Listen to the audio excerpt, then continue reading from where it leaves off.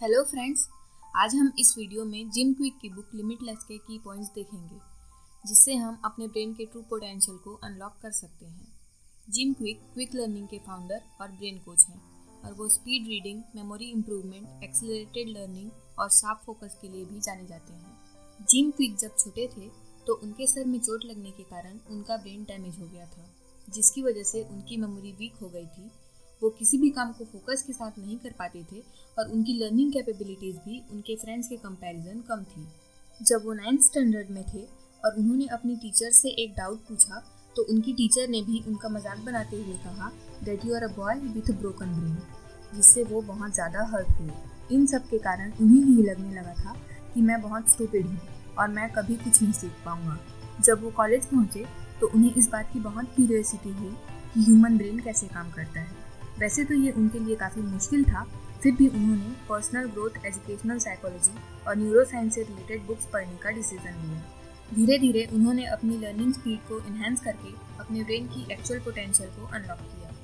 इस बुक से हम भी ये सीख सकते हैं कि हम अपनी ब्रेन की कैपेबिलिटीज़ को कैसे इम्प्रूव कर सकते हैं। ये हम द लिमिटलेस मॉडल से समझ सकते हैं। Limitless model basically mindset, motivation और मेथड से मिलकर बना है।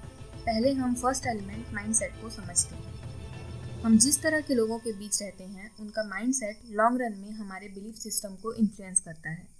आपका माइंडसेट आपके सराउंडिंग से इन्फ्लुएंस तो ज़रूर होता है, लेकिन ये उससे भी ज़्यादा इस बात पर डिपेंड करता है कि आप खुद से कैसे बात करते हैं।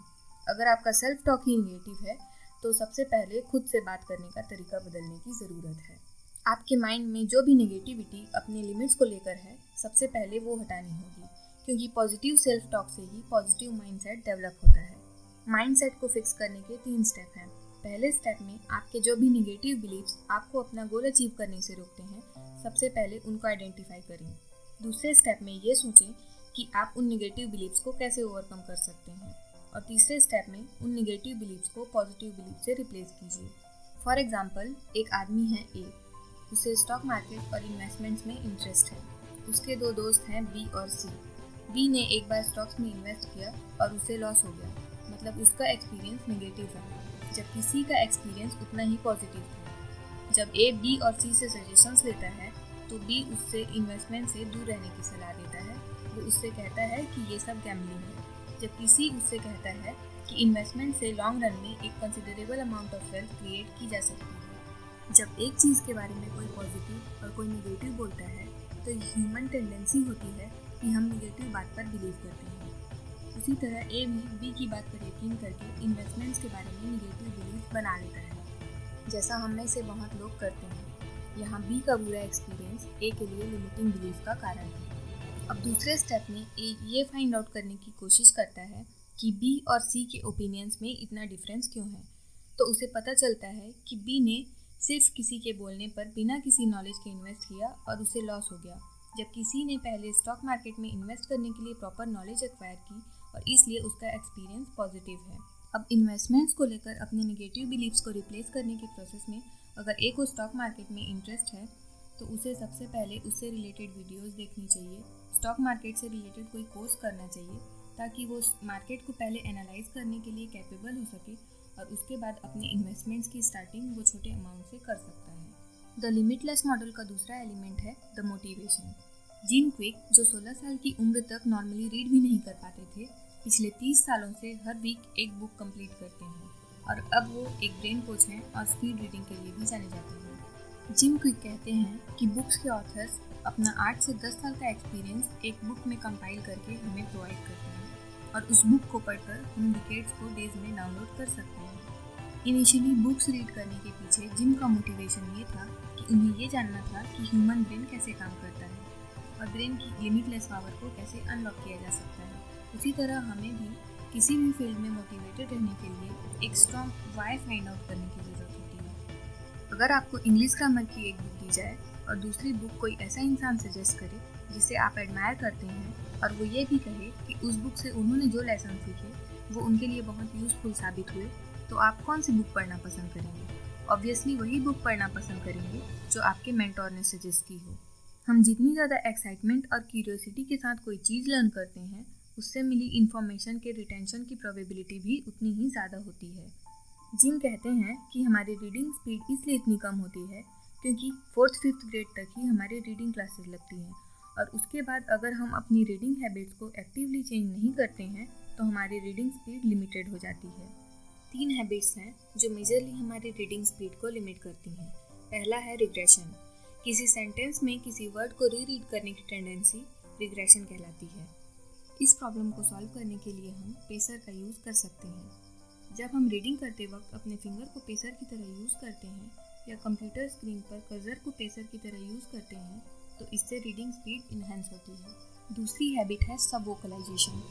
जब हम कुछ रीड करते हैं तो सबकॉन्शियसली ये हमारी हैबिट होती है कि हम जो पढ़ते हैं वो हम अपने माइंड में भी प्रोनाउंस करते हैं और जब हम ऐसा करते हैं तो हमारी रीडिंग स्पीड भी मैक्सिमम उतनी ही हो सकती है जितनी स्पीड से हम किसी से बात कर सकते हैं।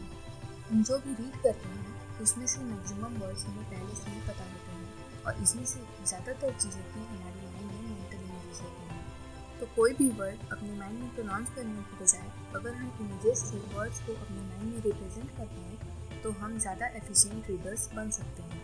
तीसरी हैबिट है वर्ड बाय वर्ड रीडिंग। जब हम बचपन में सबसे पहले पढ़ना सीखते हैं तो हम अपनी आइज़ को इस तरह ट्रेन करते हैं कि वो एक टाइम पर एक ही वर्ड को देखें, लेकिन टाइम के साथ हम ज़्यादातर वर्ड्स के साथ फैमिलियर हो जाते हैं तो हम 4-5 वर्ड्स के एक ग्रुप को एक ही ग्लैंस में रीड कर सकते हैं और एक वर्ड के कंपैरिजन ग्रुप ऑफ वर्ड्स के लिए इमेजेस जनरेट करना ब्रेन के लिए भी आसान होता है।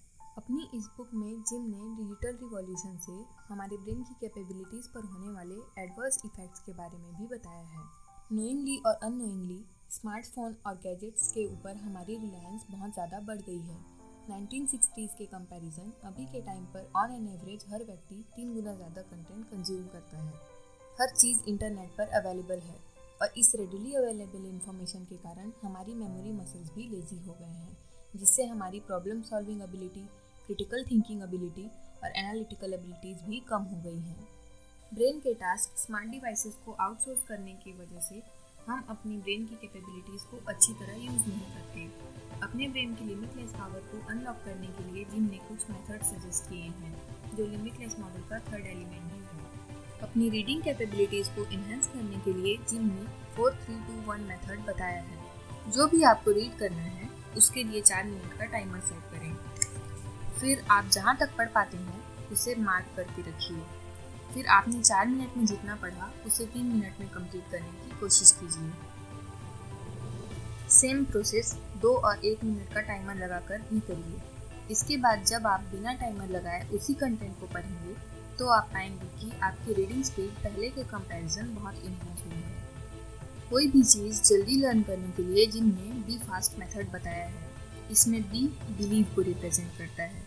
जिम कहते हैं गुड मेमोरी और डेड मेमोरी जैसा कुछ नहीं होता, सिर्फ ट्रेंड और अनट्रेंड मेमोरी होती है। अगर हम अपने ब्रेन को सुपर कंप्यूटर से कंपेयर करें तो हमारा सेल्फ टॉक उस प्रोग्राम की तरह है जो उसे रन करता है।